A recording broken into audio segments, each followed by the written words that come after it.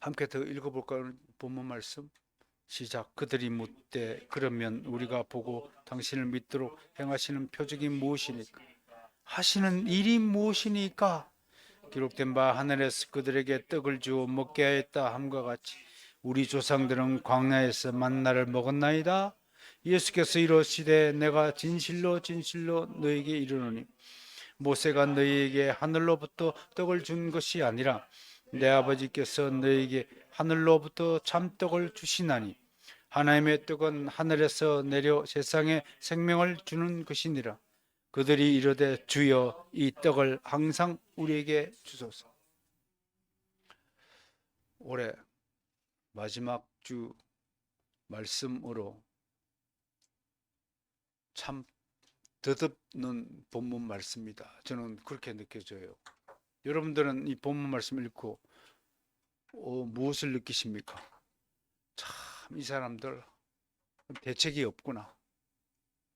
앞에서 주님이 열심히 땀 흘리며 자기가 이 땅에 내려온 목적, 생명의 양식이 무엇인가? 제발 이놈들아 썩을 양식을 위하여 일하지 말고 영생을 위하여 있는 양식을 위하여 일하라. 제발 인생의 목적을 너 자신을 즐기려 하지 말고 하나님을 영화롭고 그분을 즐거워하는 인생을 좀 살도록 노력해라. 그런 안타까운 마음을 전했는데도 오늘 좀 독하게 유대인들을 좀 비난해야 되겠습니다. 이 작자들이 또 보세요. 어?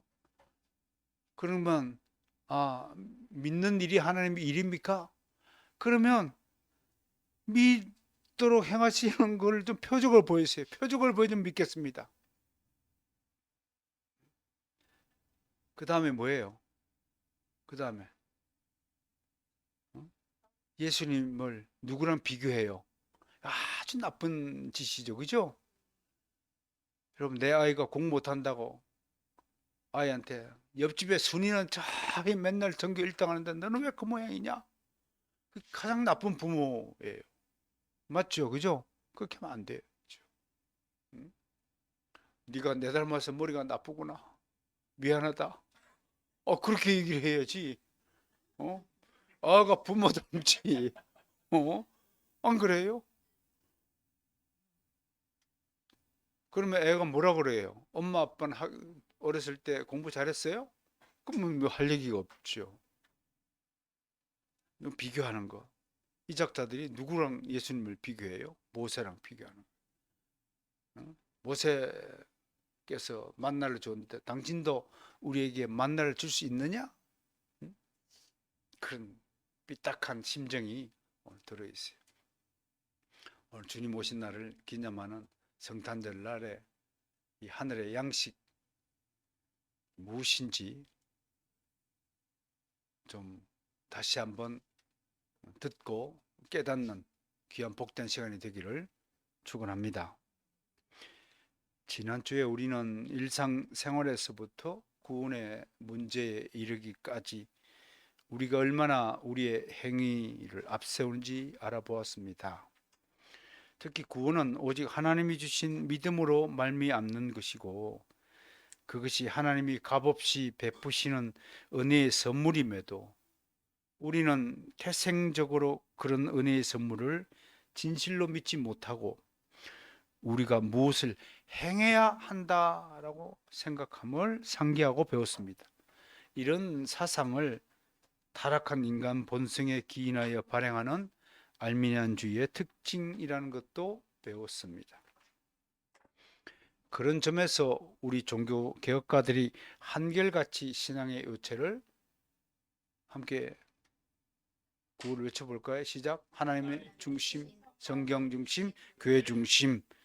이 세 가지로 정리한 것은 매우 큰 의미가 있다 할 것입니다.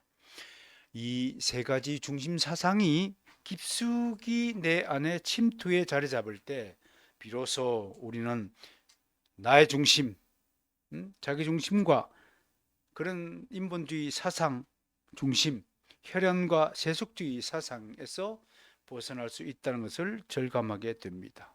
그러나 이 일이 결코 쉬운 일이 아닙니다. 오늘 본문의 기사는 바로 이 점을 잘 지적합니다.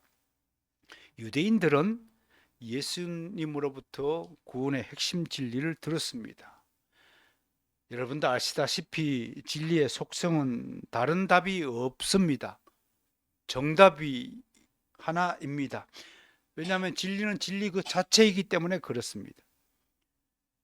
구원에 대한 진리가 무엇입니까? 구원은 오직 예수 그리스도를 믿는 것으로 말미암습니다.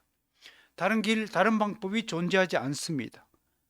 그런데 타락한 인간은 이 진리를 액면 그대로 수용하지 않습니다. 아무리 진리를 얘기해도 타락한 인간은 그것만 있는 걸까? 다른 것도 있을 터인데? 라고 생각합니다. 무엇보다도 예수님을 직접 만난 유대인들조차 예수님의 말씀을 순수하게 믿지 않습니다. 이게 참 큰 문제입니다. 저는 이 점에서 만약 지금 우리 눈앞에 예수님이 다시 나타나도 믿는 사람이 그리 많지 않을 것이라고 여겨지는 것입니다. 그만큼 타락한 인간의 본성이요, 불신과 의심으로 가득 차 있다는 것을 알 수 있습니다. 설교자로서 혹은 또 신앙을 가르치는 사람으로서 저기 실망할 때가 많습니다. 그것은 바로 사람들 앞에 서서 열심히 복음을 전하고 기독교 교리를 강의하고 열정적으로 최선을 다해 소위 말해서 열강을 했다고 스스로 생각할 때 그중에 어떤 사람이 또는 어떤 학생이 전혀 다른 반응을 보일 때 실망감이 듭니다. 일반적으로 상상할 수 없는 매우 엉뚱하고 기괴한 발상으로 제 설교나 강의를 흠잡을 때 그것도 명확한 근거가 있다거나 논리적 타당성을 가지고 제기하는 것이 아니라 무조건 찔러보고자 하는 행위를 마주할 때 매우 당혹스럽습니다. 진짜로요. 속으로 뭐 저런 인간이 다 있냐? 라는 생각이 들 정도로 황당무계한 사람들이 있습니다. 참 어떻게 저런 생각을 할 수 있을까라고 생각을 할 수 있습니다. 어떻게 자기 잘못에는 조금도 인식하지 못하고 다른 사람의 허물과 잘못을 찝어내는 데는 천재적인 능력을 발휘하는 사람들이 주변에 있습니다. 오늘 예수님 앞에 서 있는 유대인 무리가 바로 이런 경향을 보입니다. 그야말로 다른 민족은 꿈도 꾸지 못할 은혜의 선물을 받고 누리는 유대인들이 예수님의 주옥 같은 생명의 말씀을 듣고 나서 하는 말이 우리를 경악하게 만드는 겁니다. 이럴 때 표현하면 의의가 없다, 어처구니가 없다. 맷돌 돌릴 때 손잡이가 어처구니예요. 어처구니가 없으니까 맷돌을 못 돌리는 거죠. 그죠? 어처구니가 없다라고 하는 거예요. 그러니까 어처구니가 없다는 말은 대책이 없다.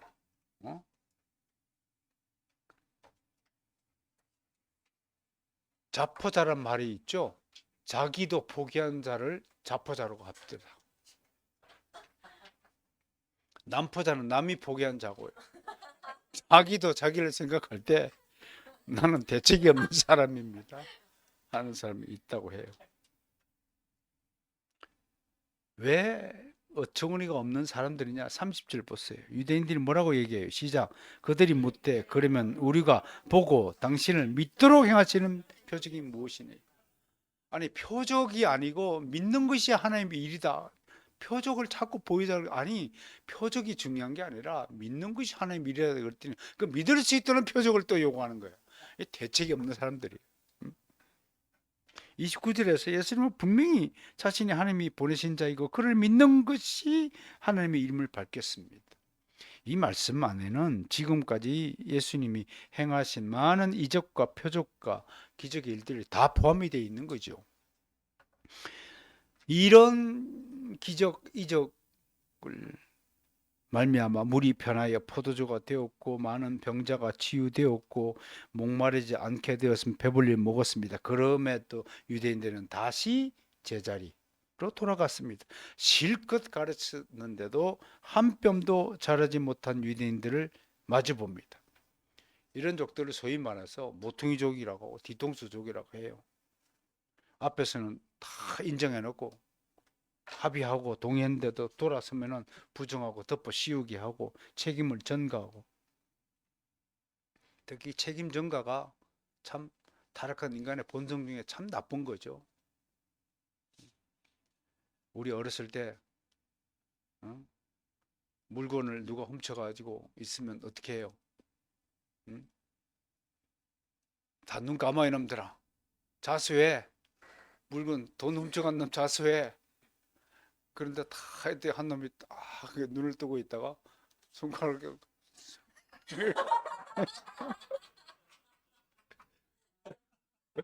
가르치는 거예요.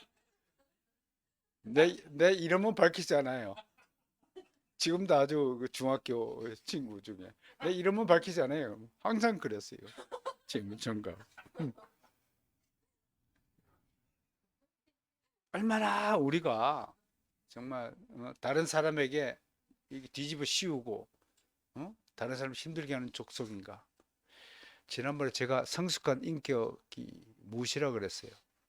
다른 사람을 힘들게 하면 성숙한 사람 아니에요. 그 점을 잊지 마셔야 돼요. 우리는요, 그리스도인은 어찌됐든 간에 나는 죽고 너는 살아야 되는 그런 존재라는 것 잊지 맙시다. 말 한마디라도 다른 사람을 위로하고 격려하는 말을 해야 할 것입니다. 그들은 다시 표적을 요구했습니다. 왜 그럴까요? 이때 관심사가 우리랑 다르기 때문에 그렇습니다. 여러분, 세상 사람들의 제1 관심사가 뭔가요? 돈 버는 일입니다. 왜 돈 버는 일에 제1의 관심사를 둘까요? 돈 없으면 죽는다고 생각하는 겁니다. 하나님 없어도 살 수 있다고 생각합니다.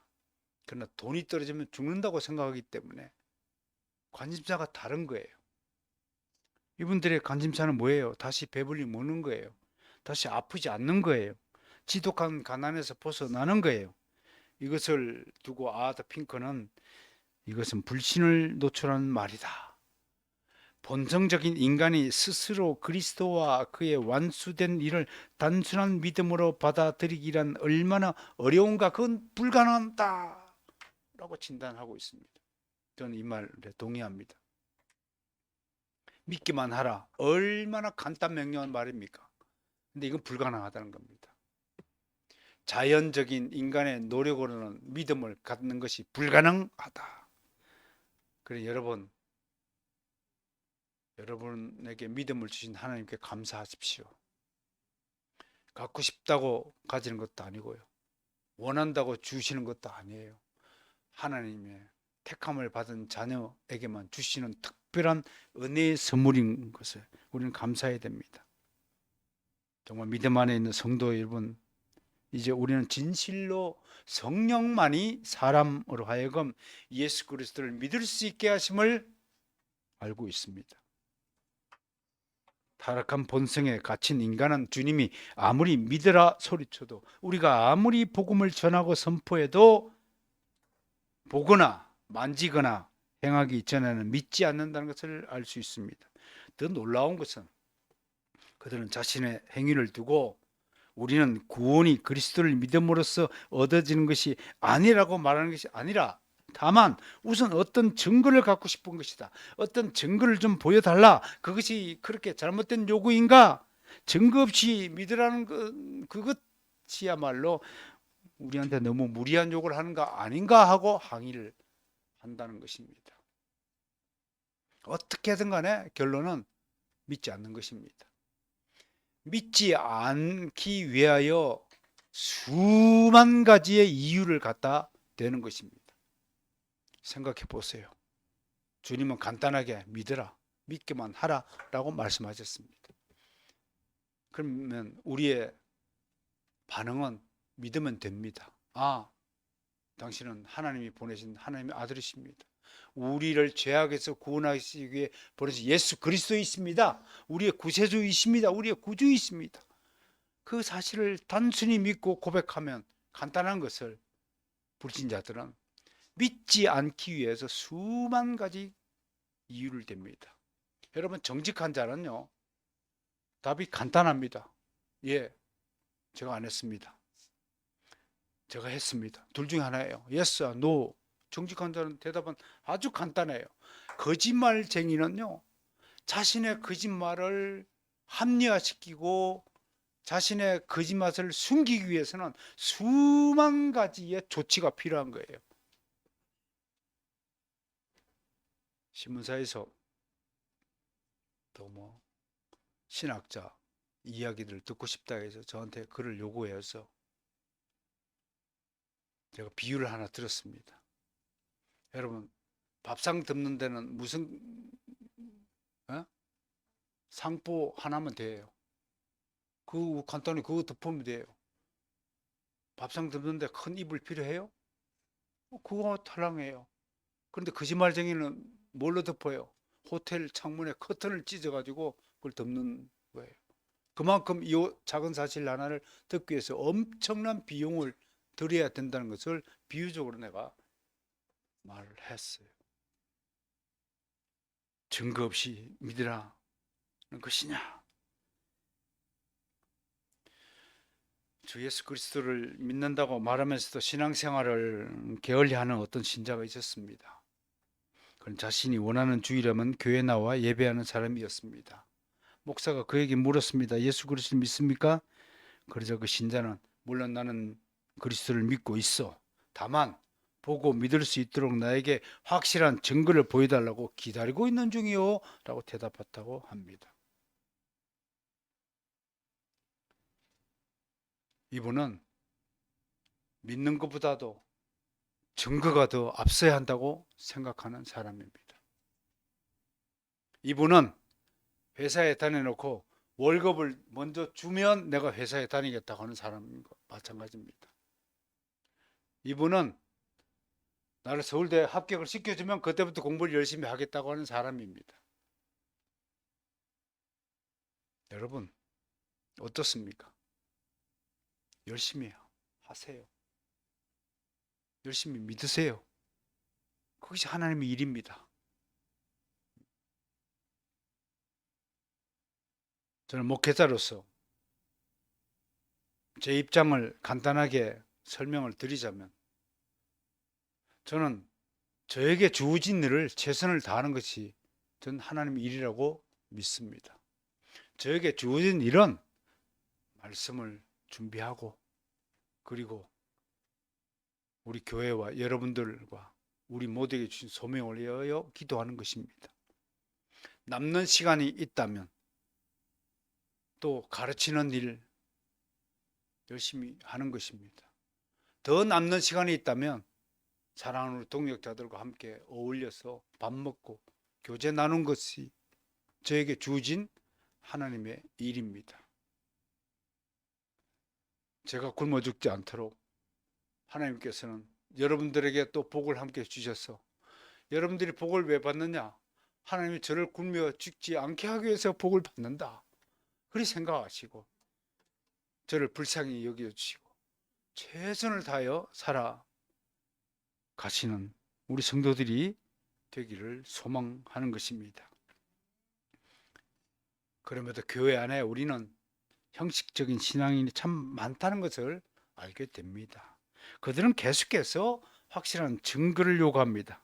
그러나 하나님은 이에 굴하지 않고 시종일관 같은 말씀, 같은 입장을 되풀이하십니다.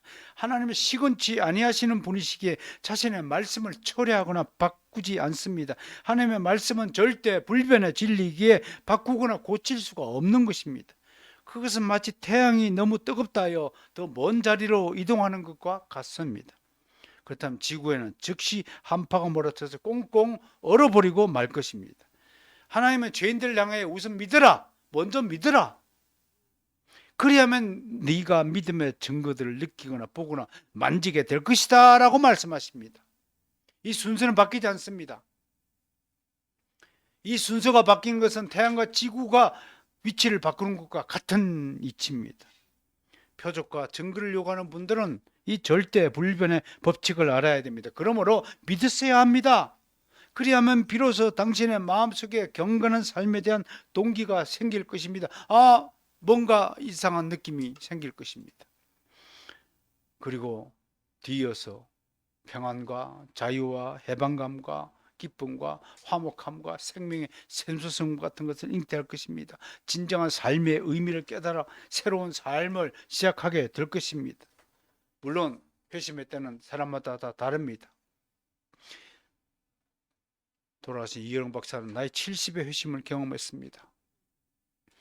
회심 이전까지 자신이 몸담았던 세계가 영원한 진리의 세계가 아니었고 영적인 세계도 아니었고 영원히 목마르지 않는 생수가 주어지는 세계도 아니었음을 깨닫고 회심의 기념작으로 지성해서 영성으로를 발표했습니다.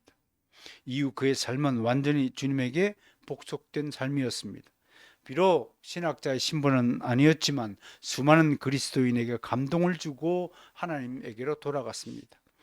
이처럼 믿음은 한 사람의 인생을 180도로 달라지게 합니다. 한평생 동굴 속에서 지내던 사람이 처음으로 바깥 세상을 경험했습니다. 그는 지금까지 바깥 세상이 있는지도 몰랐습니다. 이렇게 밝은 빛의 세상이 있는지를 상상도 못한 거예요. 그는 즉시 동굴 안에 있는 가족과 친지와 이웃들에게 이 사실을 알렸습니다. 그러나 아무도 그의 말을 믿으려 들지 않습니다.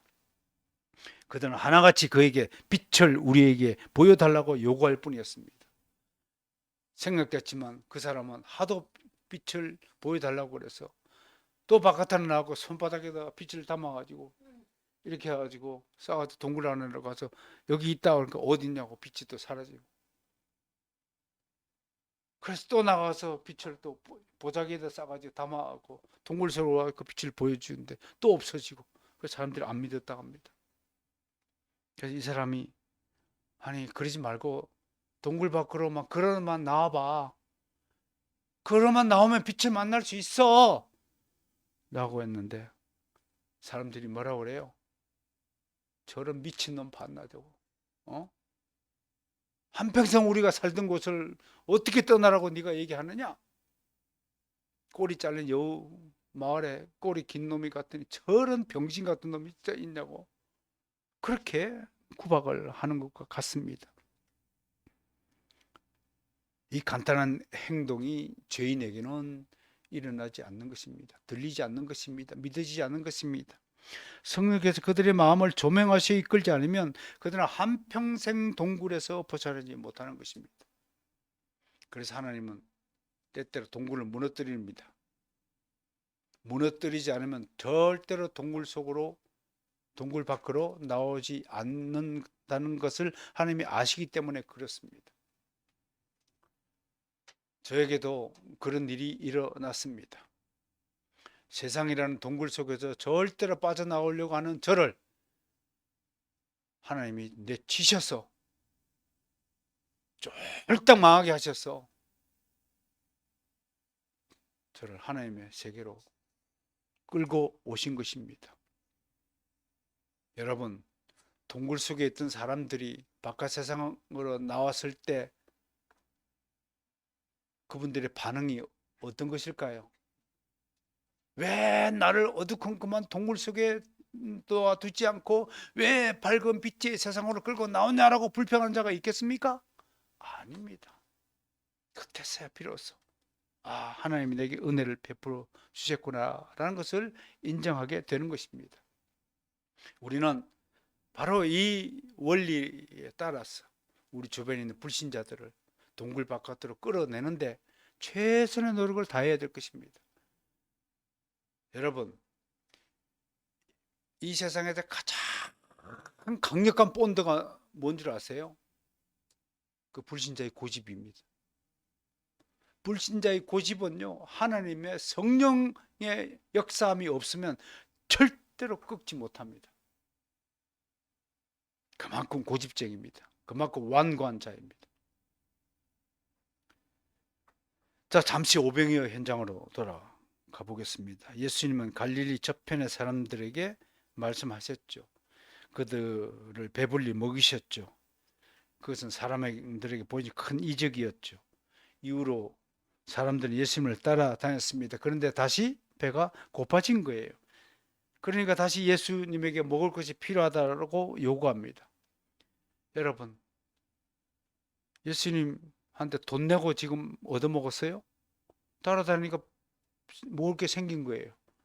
그러니까 인간이 얼마나 기회주의자입니까? 이분 따라가니까 돈이 생기네? 그래서 쫓아다니는 거예요. 응? 지금도 이런 일이 비일비재해요. 그러다가 요구사항이 관찰 안 되고 원하는 것이 손에 쥐지 않으면 어떻게 합니까?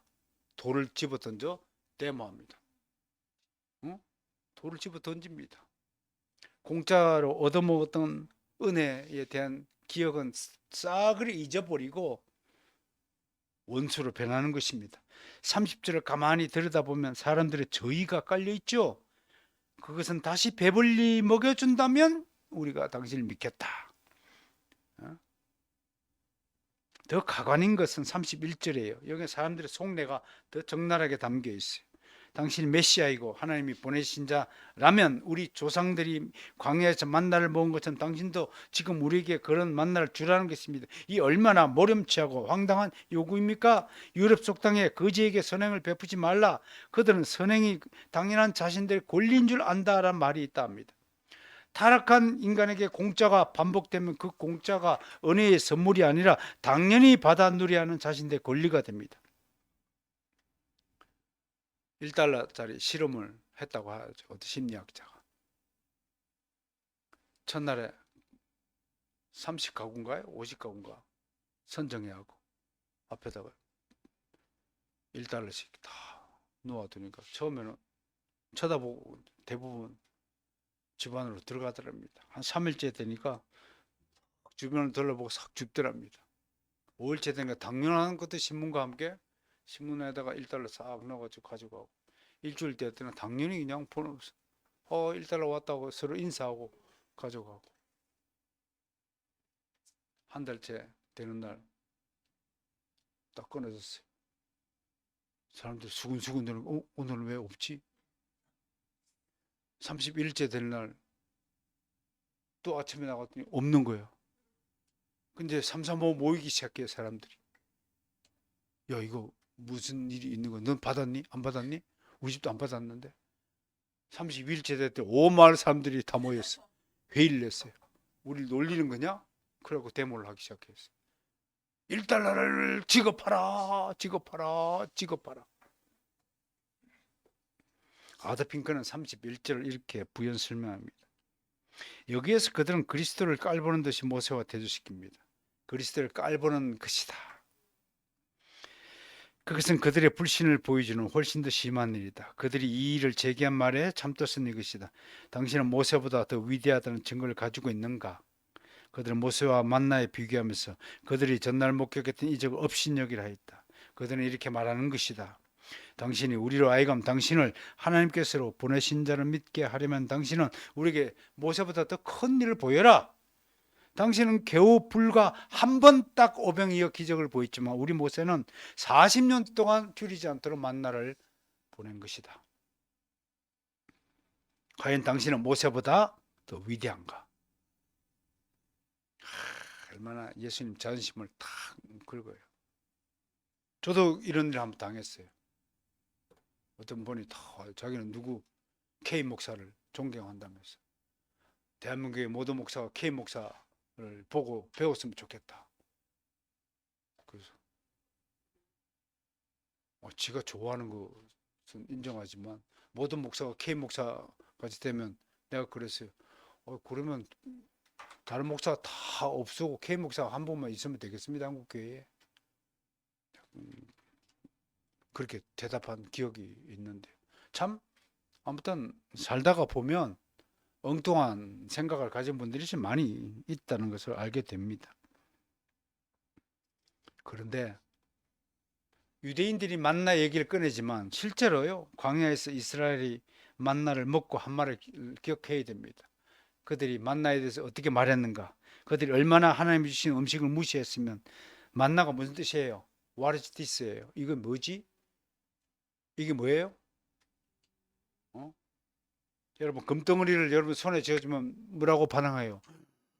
와, 금덩어리다. 근데 이상한 물건을 줬어요. 이상한 물건. 이게 뭐지? 이게 의심하는 거예요. 그게 그게 줄여서 만나라는 이름의 뜻이에요. 그리고 나서 그들은 하나님과 모세를 향하여 원망하면서 이 음식을 이 하찮은 음식이라고 악평했습니다. 진짜로 그랬을까요? 민수기 볼까요? 시작. 백성이 하나님과 모세를 향하여 원망하되 어찌하여 우리를 애굽에서 인도하여 내어준 이 광야에서 죽게 하는가? 이곳에는 먹을 것도 없고 물도 없도다. 우리 마음에 이 하찮은 음식을 싫어하느라 하는 거예요.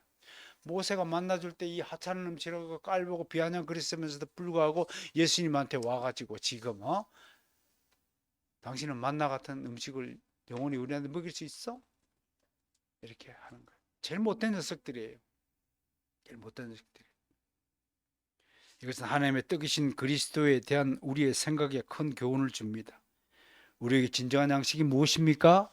진짜 하늘의 양식이 무엇입니까? 시편 기자는 광야에서 행한 이스라엘 악한 행실을 두고 만나라 했습니다. 나아가 시편 기자는 진정한 하나 양식을 노래했습니다. 시작. 여호와께서 낮에는 구름을 펴사 덮개를 삼으시고 밤에는 불로 밝히셨으며 그들이 구한 적 메추라기를 가져오고 또 하늘의 양식으로 그들을 만족하게 하셨도다. 하늘의 양식은 하나님이 주시는 양식임을 믿으시길 바랍니다. 우리가 이 땅에서 수많은 불신자들 속에서 참된 믿음을 가진 그리스도인으로 살 수 있는 것은 지금도 하나님 우리에게 하늘의 양식을 먹이고 계시기 때문에 우리가 영적으로 굶주리지 않고 살아가고 있다는 사실을 믿으시길 바랍니다.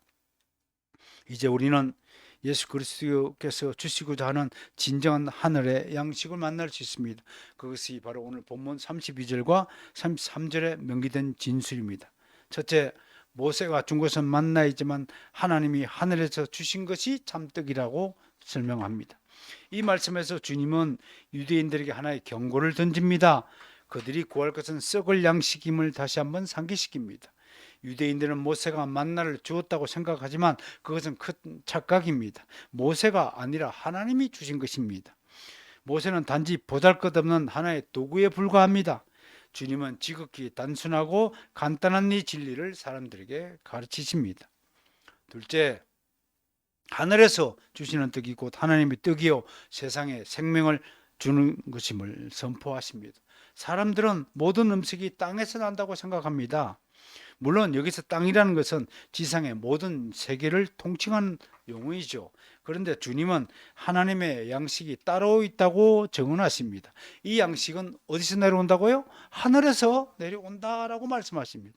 이런 선포는 위대한 진리입니다. 사람들의 인식의 세계에 일대 혁명을 일으키신 말씀입니다. 사람들은 눈에 보이는 세계만 존재한다고 믿습니다. 눈에 보이는 지상의 음식을 찾습니다. 그 음식을 먹어야 배고프지 않기 때문에 그렇습니다. 그런데 주님은 그 음식뿐만 아니라 먼저 우리가 구해야 할 것은 하늘의 양식이라고 가르치십니다.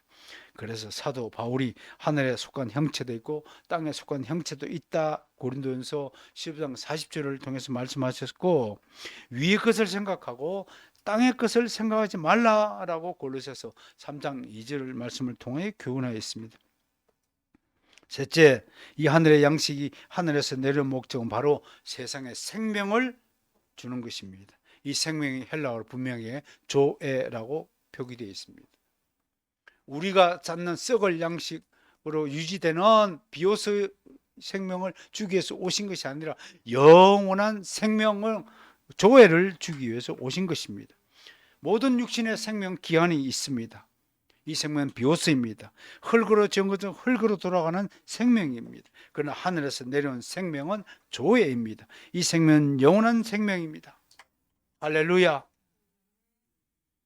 죽어 썩어질 우리의 육신의 생명을 불쌍히 여기신 주님께서 우리에게 영원히 썩지 않을 영생을 주셨음을 믿고 감사드려야 합니다. 무엇보다 하나님의 자녀된 자로서 감사드려야 할 점은 하늘에서 내려온 진정한 만나가 다른 민족에겐 주어지지 않았다고 하는 것입니다.